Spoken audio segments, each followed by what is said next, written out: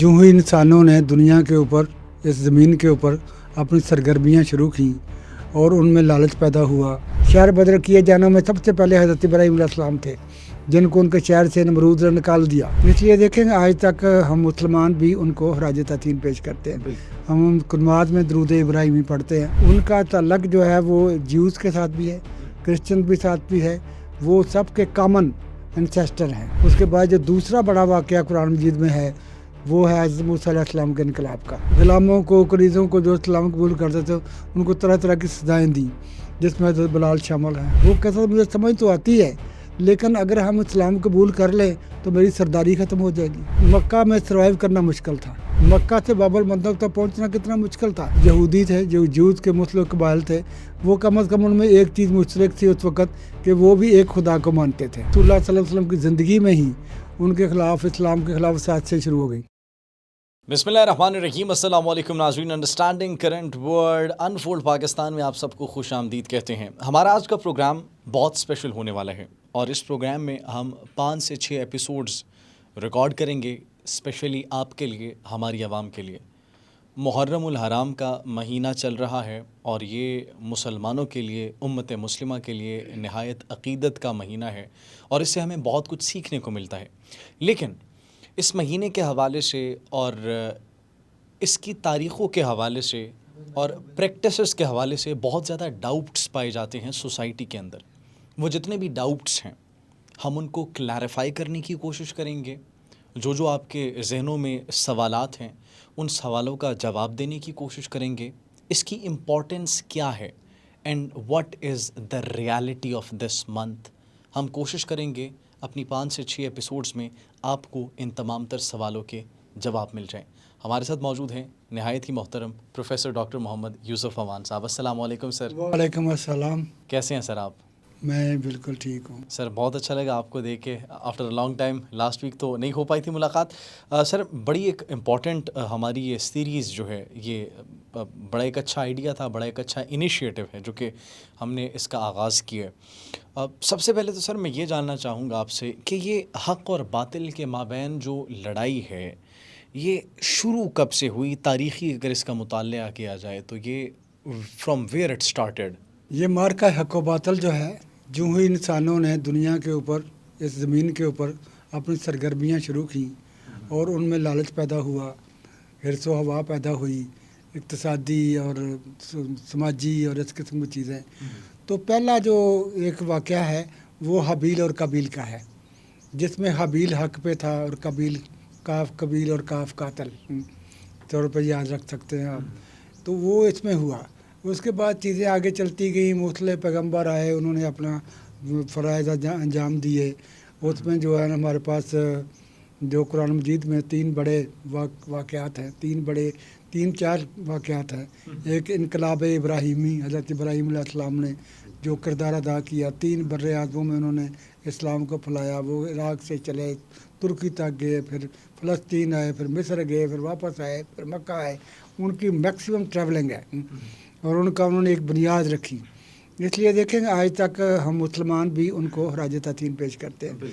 हम नमाज में दरूद इब्राहिमी पढ़ते हैं, उनको इसी तरह से उनका तल्लक जो है वो ज्यूज़ के साथ भी है, क्रिश्चियन के साथ भी है, वो सब के कॉमन एंसेस्टर हैं। लेकिन उसके साथ साथ चीज़ें बदलती गई। उसके बाद जो दूसरा बड़ा वाक़या कुरान मजीद में है वो है हज़रत मूसा अलैहिस्सलाम के इनकलाब का।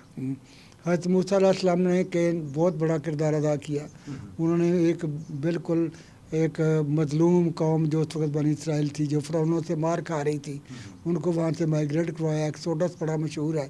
फिर उन्होंने उनको गाइड किया, उनकी तरबियत की, सारा कुछ। इसके साथ साथ बाद में हज़रत ईसा अलैहिस्सलाम को वक़्त थोड़ा कम मिला, लेकिन उनका इम्पेक्ट बहुत ज़्यादा था। उनको सिर्फ 3 साल तबलीग करने का मौका मिला, वो भी दौड़ भाग के। अब ये था कि ये सारे पैगम्बर तो गुजर चुके। अब ये है कि उसके बाद जो सल्तनत फ़ारस थी और सल्तनत रोम थी। अब रोम और फ़ारस जो ने इस्फहान में जो बादशाह थे, अब उनको समझ आ चुकी थी कि ये जो पैगम्बर या रिफार्मर आते हैं इनका क्या काम है। तो वो किसी को उठने नहीं देते थे।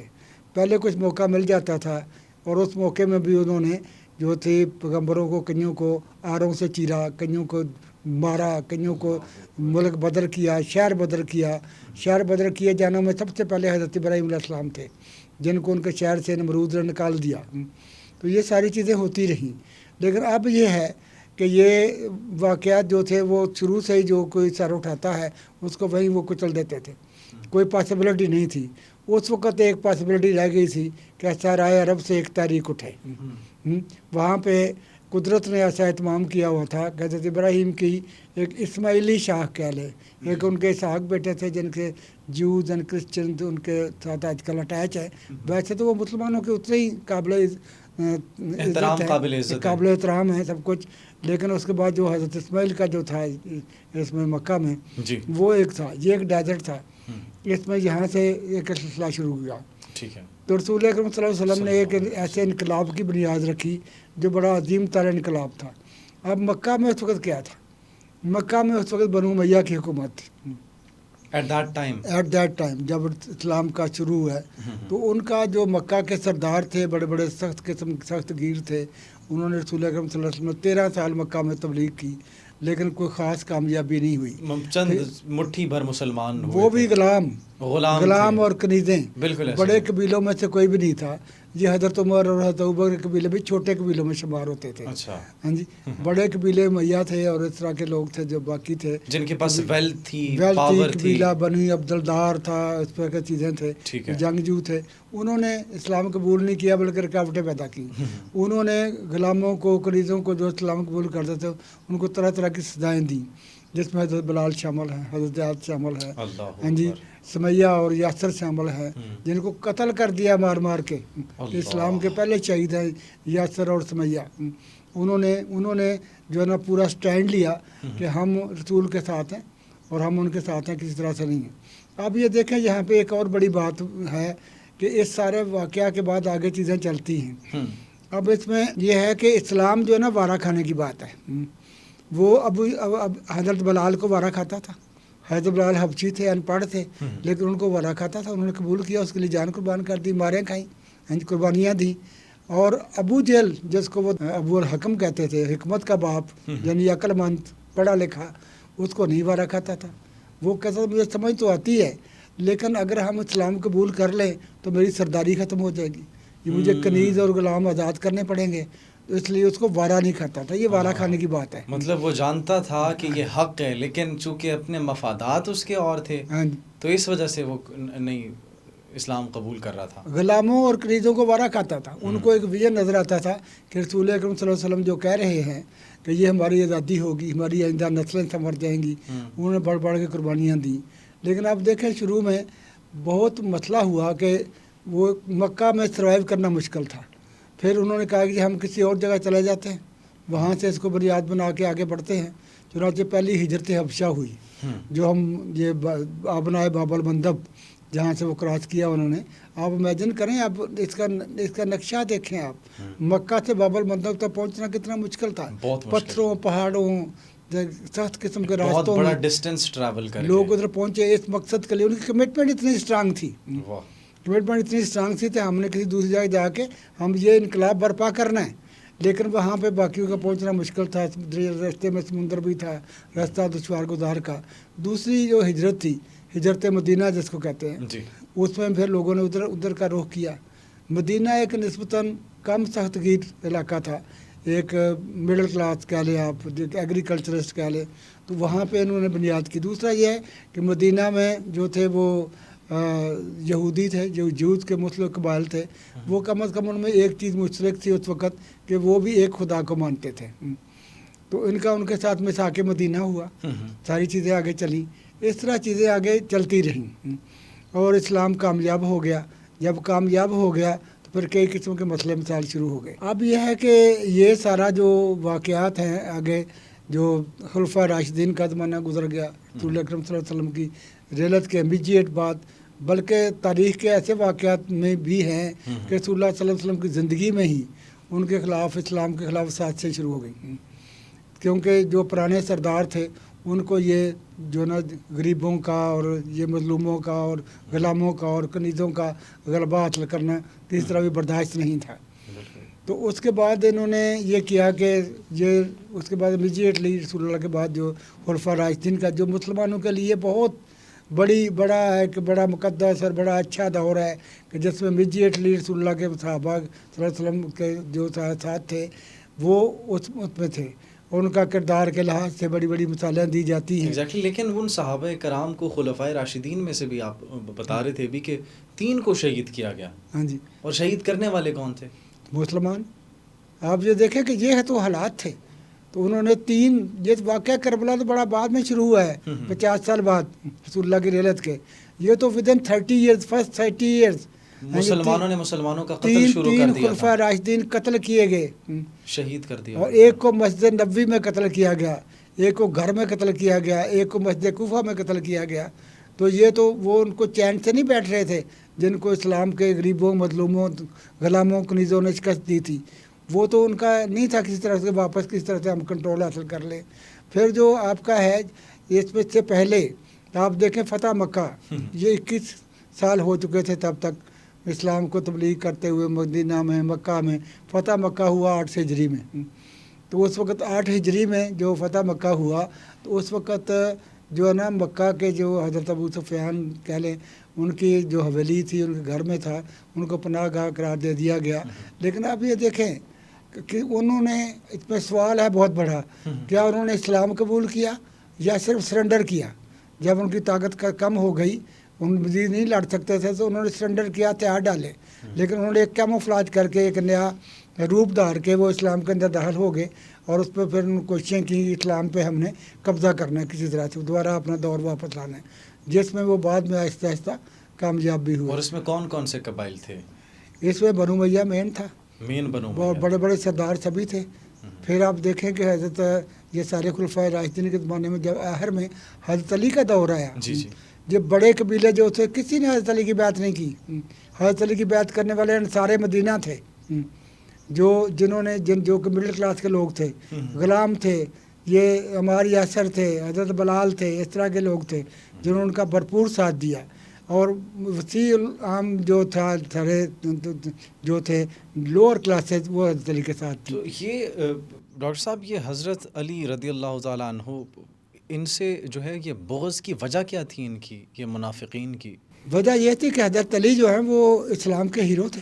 بے شک، انہوں نے جو دشمنان اسلام کو بدر میں قتل کیا، انہوں نے احد میں دفاع کیا رسول کا، انہوں نے خندق میں ان کی لڑائی لڑی، جب کوئی سارے بڑے بڑے دشمنوں کو انہوں نے مارا، اور وہ دشمن جو تھے انہی قبیلوں سے تھے، فاتح خیبر پھر جس طریقے فاتح سے خیبر بھی ہوئے بعد میں، تو وہ وہاں پہ بڑی ان کی تھی۔ تو اب یہ ہے کہ یہ ساری چیزیں جو تھی یہ دشمنی تھی، یہ چیزیں آگے چلتی رہی۔ اب یہ ہے کہ یہ سارا جو واقعات ہیں اس میں چیزیں آگے بڑھتی گئی۔ اس سے ہمیں کیا سیکھنے کو ملتے ہے کہ مطلب یہ جو ہم کہتے ہیں کہ کربلا حق اور باطل کا ایک جو ہے وہ مارکا تھا جس میں باطل کو شکست ہوئی، تو یہ بہت پہلے سے ہی حق اور باطل کی لڑائی جو ہے وہ شروع ہو چکی تھی، حضور صلی اللہ علیہ وآلہ وسلم کے دور سے ہی شروع ہو چکی تھی، اور پھر اس کے بعد بھی آپ کہہ رہے ہیں کہ مسلمانوں نے مسلمانوں کا قتل جو ہے وہ شروع کر دیا تھا۔ اس میں آپ نے اگزامپل دی 3 خلفائے راشدین کی۔ اب یہ تو ساری چیزیں سامنے تھی۔ اب جو ہے مارکہ حق و باطل جو ہے وہ جو کربلا کے حوالے سے ہے، جی، تو کربلا جب ہوا تو اس وقت یہ تھا، اس کی ایک بیک گراؤنڈ ہے، ایک تو یہی ساری بیک گراؤنڈ ہے جو میں نے بتائی ہے، اس کی روٹس جو بڑے پرانے تھے، تو اس میں دشمنیاں چل رہی تھیں۔ اس کے بعد حضرت علی علیہ السلام کے زمانے کے بعد جب وہ ان کا زمانہ گزرا ہے، تو جو ان کے جانشین تھے انہوں نے امام حسن کو اپنا خلیفہ بنا لیا، وہ چند مہینے رہے، لیکن حضرت معاویہ، امیر معاویہ نے ان کی خلافت کو، نہ انہوں نے حضرت علی کی خلافت کو مانا، نہ انہوں نے امام حسن کی خلافت کو مانا۔ امام حسن نے مسلمانوں کو قتل عام سے بچانے کے لیے ایک کمپرومائز کے نتیجے پہ حضرت امیر معاویہ کو اقتدار سونپ دیا کہ یہ لے، معاہدہ یہ ہوا کہ مطلب ہے کہ وہ آگے سے اپنا کوئی جانشین مقرر نہیں کریں گے، جب تک وہ ہیں وہ حکومت کر لیں۔ لیکن حضرت امیر معاویہ نے حکومت سنبھالتے ہی پہلا کام یہ کیا کہ میں کسی طرح سے اپنے بیٹے یزید کے لیے راہ ہموار کروں، چنانچہ پتہ نہیں کس طرح سے کچھ سازش کے تحت حضرت امام حسین علیہ السلام کو، امام حسن علیہ السلام کو جن کے ساتھ معاہدہ تھا، ان کی بیوی کے ذریعے ان کو زہر دلوایا گیا، وہ شہید ہو گئے۔ اب اس کے بعد جو ہے کہ انہوں نے حضرت یزید کے حق میں کمپین چلانی شروع کر دی، اب مسئلہ یہ ہے کہ اس کے بعد جب معاویہ کی وفات ہو گئی تو معاہدہ تو معاویہ کے ساتھ تھا نا، جی امام حسن کا، جو یزید کے ساتھ تو معاہدہ نہیں تھا۔ بالکل نہیں تھا۔ اب یزید کو یہ فکر تھی کہ میرے خلاف اگر کوئی اٹھ سکتا ہے تو یہ مدینہ سے جو ہے نا وہ اہل امام بیت، حسین علیہ السلام اور ان کے ساتھی اٹھ سکتے اہل ہیں، بیت تو میں اطہار ان کو اٹھ کسی سکتے طرح ہیں۔ سے مجبور کر کے اپنے گورنر کے ذریعے ان سے بیعت قبول کرواؤں یا ان کو اپنے راستے سے ہٹاؤں، کیونکہ اگر انہوں نے بیعت قبول نہ کی تو پھر مسئلے مسائل ہو سکتے مسئلے ہیں مسائل ہو جائیں گے اس کے اقتدار کے لیے۔ ان کے اقدار کے لیے۔ تو یہ اقدار اس طرح سے چیزیں تھیں، ٹھیک ہے۔ لیکن حضرت امام حسین علیہ السلام جو ہیں ان کو بڑی آفرز تھیں، ان کو گورنر سب کچھ آفر تھیں کہ تم لے لگ جاؤ، لیکن وہ یزید کے تحت ایسی چیز کوئی بھی قبول کرنے کے لیے تیار نہیں تھے۔ وہ اپنے آپ کو وارث ابو طالب و خدیجہ سمجھتے تھے، اپنے آپ کو وارث علی و فاطمہ سمجھتے تھے۔ انہوں نے کہا جی کہ میں کیا منہ دکھاؤں گا اگر میں نے اس طرح کیا ہے۔ اگر انہوں میں نے نے اسٹینڈ یزید کی لیا، بیعت کر انہوں لی۔ نے کہ تمام انبیاء کے وہ وارث تھے جنہوں نے نسل در نسل قربانیاں دے کے اسلام کو اور حق کو زندہ اجاگر رکھا۔ کیا، وہ سارا۔ تو امام حسین علیہ السلام نے یہ فیصلہ کیا کہ میں اشتعال نہیں ڈالوں گا، میں ایک ایسا چیز چھوڑ کے جاؤں گا کہ جس کو رہتی دنیا تک لوگ یاد کریں گے۔ میں کوئی خاموشی سے کسی جگہ مر نہیں جاؤں گا، میں قتل نہیں ہو جاؤں گا، میں میدان میں آؤں گا، دنیا میں واضح کروں گا، کئی سوال اٹھاؤں گا کہ یہ کیوں قتل ہوا، نواسہ رسول کے ساتھ کیوں ایسا ہوا۔ انہوں نے دیکھا کہ مدینہ میں ان کی حفاظت نہیں ہو سکتی، انہوں نے مدینہ سے مائیگریٹ کیا۔ انہوں نے کہا مدینہ جو ہے نا اس وقت کہاں جا سکتے تھے وہ، صرف ایک محفوظ پناہ گاہ جو تھی، محفوظ جگہ جو تھی وہ صرف مکہ تھا، کہ مکہ میں ان قریب حاجی آنے والے تھے، تو انہوں نے وہاں جا کے خیمے لگا لیے اور یہ سوال کھڑا کر دیا حضرت امام حسین علیہ السلام نے کہ لوگ پوچھیں، سنیں، ابھی رسول اللہ کے صحابی زندہ تھے کئی، لوگ پوچھیں کہ امام حسین نے یہاں اپنے بہنوں، بیویوں، بچوں کے ساتھ یہاں پہ خیمہ دان کیوں ہیں، اپنا گھر بار چھوڑ کے۔ وہ لوگ ان کے پاس آتے تھے اور ان کو پوچھتے تھے تو وہ بتاتے تھے کہ جدید یہ کرنے چاہ رہا ہے تو میں یہ نہیں ہونے دوں گا، میں اپنی جان قربان کر دوں گا لیکن یہ نہیں ہونے دوں گا۔ چنانچہ انہوں نے ان کا جو سفر تھا مدینہ سے وہ شروع ہوا کو 27 رجب کو اور 3 شعبان کو وہ مکہ پہنچے۔ تو وہاں انہوں نے 3 شعبان جو ہے وہ امام حسین علیہ السلام کی برتھ ڈے بھی تھی، اس کو کسی اور حوالے سے ہم اس میں اسی پروگرام میں کریں گے کہ 3 شعبان کیا ہوتی ہے اور کیا مطلب ہے۔ ٹھیک ہے۔ تو اب وہاں پہ وہ آگے انہوں نے 8 ذی الحج تک وہاں قیام کیا۔ جب ان کو خبریں یہ ملی کہ ان کو حاجیوں کے روپ میں جو انہیں قتل کرنے کا منصوبہ ہے، وہ خاموشی کی موت نہیں مرنا چاہتے تھے۔